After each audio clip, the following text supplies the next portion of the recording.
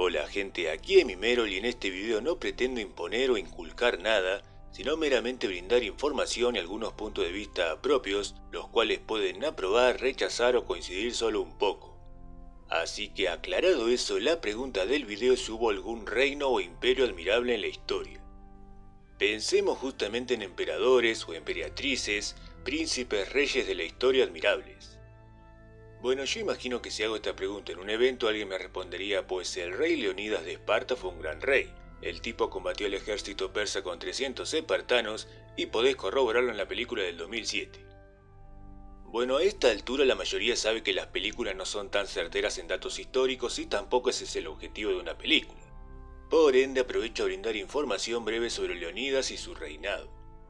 En primer lugar, informar que Leonidas tenía unos 60 años cuando murió en las Termópilas y no era el único rey de Esparta. Y es que en Esparta hubo muchas diarquías, que significa reino con dos reyes en vez de uno solo. Cuestión que Leonidas y Leotíquidas II, que fue el otro rey en su época, ninguno de los dos desaprobó el asesinato de bebés enfermos o con defectos. Esto sí lo muestran en la película en donde eliminaban a los recién nacidos que tengan alguna complicación. Y bueno, es obvio que tampoco es del todo correcto que se juzgue la moral de la edad antigua con la moral estándar actual. Hay un contexto enorme de por medio, pero así todo solo ese dato de matar bebés ya deja al rey Leonidas, al menos para mí, afuera de la categoría de rey admirable. Incluso ahondando un poco más, en Esparta tenían esclavos, los profesores eran legalmente pederastas, también robar era legal mientras no te descubran y otras cuestiones de esa índole. Cuestión que no me voy a extender con cada reino o imperio famoso de la historia porque si no esto ya sería un documental, así que resumiendo un poco, cada imperio de la historia fue creado ejecutando otras culturas, provocando hambrunas, quemando escritos intelectuales tal como hicieron principalmente imperios chinos y musulmanes, y el imperio de Genghis Khan, el imperio mongol, se lleva el récord de haber asesinado a más de 4 millones de personas. Sería el 11% de la humanidad en la época del imperio mongol. Por otro lado, cada reino de la historia fue creado casi siempre a la fuerza y bajo leyes a conveniencia. Y si hablamos de cualquier rey famoso y su familia carecían de creatividad artística, pues por ejemplo en la Edad Moderna surgieron pintores, compositores musicales hoy muy famosos y ninguno de ellos pertenecía a la nobleza, ninguno era sobrino o primo lejano de algún monarca o emperador. La mayoría de ellos igual lograron presentar sus obras en las cortes para deleitar a la realeza, los cuales como informé recién carecían de talento artístico.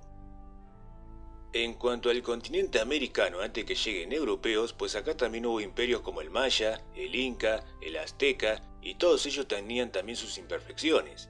Algunos consideran que el imperio inca fue justo y pacífico, pero supongo no tienen el dato que los incas tenían cantidad de esclavos a los que llamaban pinacunas. O sea, en América ya existía la esclavitud, los genocidios, los wari en Brasil eran caníbales, y los Korowai también lo fueron si hablamos de Australia, que fue un continente también muy de pueblos originarios durante milenios. Cuestión que prosigo a brindar un dato bastante peculiar. El siglo XXI comenzó habiendo en el mundo unos 190 países, y el siglo pasado, el 20, comenzó habiendo solo unos 60 países. Gran diferencia en 100 años. Esto se debe a que el siglo XX comenzó con muchos reinos e imperios, así que imagínense cómo comenzaron todos los siglos anteriores. Incluso si hablamos del siglo XIX, que no fue hace mucho, solo el 12% de la humanidad aproximadamente sabía leer y escribir. El 88% restante del mundo no sabían. En cambio, hoy en día, donde están en extinción los reinos e imperios, se llegó al dato que más del 81% de la humanidad sabe leer y escribir.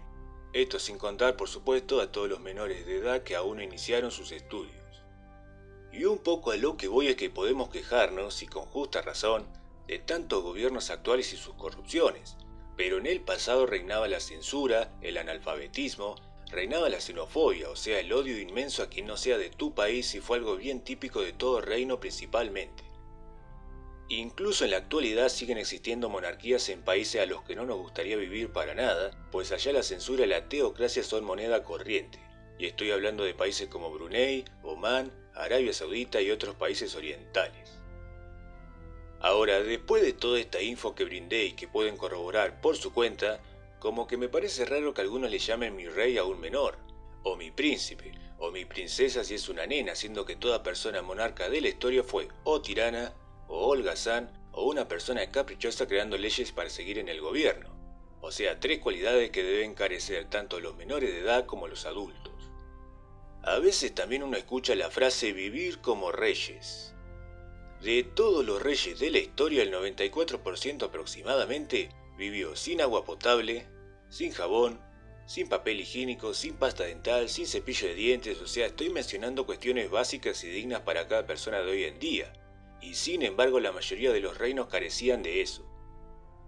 Hoy en día las monarquías e imperios sirven más que nada para guiarnos en las etapas históricas. Aunque tampoco tanto, pues por ejemplo, ¿quién fue el rey de España cuando Diego Velázquez creó sus famosas pinturas en el siglo XVII? El dato está quién fue el rey en su época, pero no es relevante, yo lo pude haber buscado e informado ahora, pero es algo sin importancia. O sea, si chequeamos los siglos pasados, la mayoría nos podemos identificar con novelistas, pintores, compositores, con gente trabajadora, pero muy raro identificarnos con gobernantes de siglos pasados. Cuestión que a propósito dejé para el final el mencionarles a 2 personas de la nobleza que sí se tiene registro de que fueron creativas. La primera persona es Enheduanna, quien fue princesa del Imperio Acadio y es considerada la primera persona poeta de la historia. Igual sus poemas dudo que le gustan a la mayoría del mundo actual, pues ella dedicaba todos sus poemas a las deidades sumerias. Y la segunda persona que me reservé para mencionar recién ahora es Marco Aurelio, emperador famoso de Roma, el cual, como muchos ya saben, fue un filósofo escritor del libro ético Meditaciones. Ahora bien, tanto Enheduanna como Marco Aurelio son admirables por su creatividad, más no porque fueron parte de una nobleza. De hecho, como que esto último le juega un poco en contra, pero igual obviamente tampoco tanto. Ahora, en pos de que no me consideren un anti-imperio y un anti-reino, quiero finalizar este video informe diciendo que está todo bien con los imperios y reinos en la ficción, y en juegos de mesa como el ajedrez o los naipes españoles donde aparecen reyes y nobles, sepan que cero incomodidad con eso, pues son solo juegos, y muy buenos, creados hace muchos siglos atrás. Y en cuanto a ficción me refería más que nada a libros, novelas que me agradan, donde aparece un emperador o monarca y no me incomoda, cero problema, pues obvio es solo ficción con fines de entretenimiento. Así que bueno gente, he resumido esta temática sobre imperios y reinos lo mejor que pude, y cualquier cosa que opten añadir o objetar pueden dejarme sus comentarios y yo con gusto los leo. Más que contento si ven otros videos del canal, será hasta la próxima.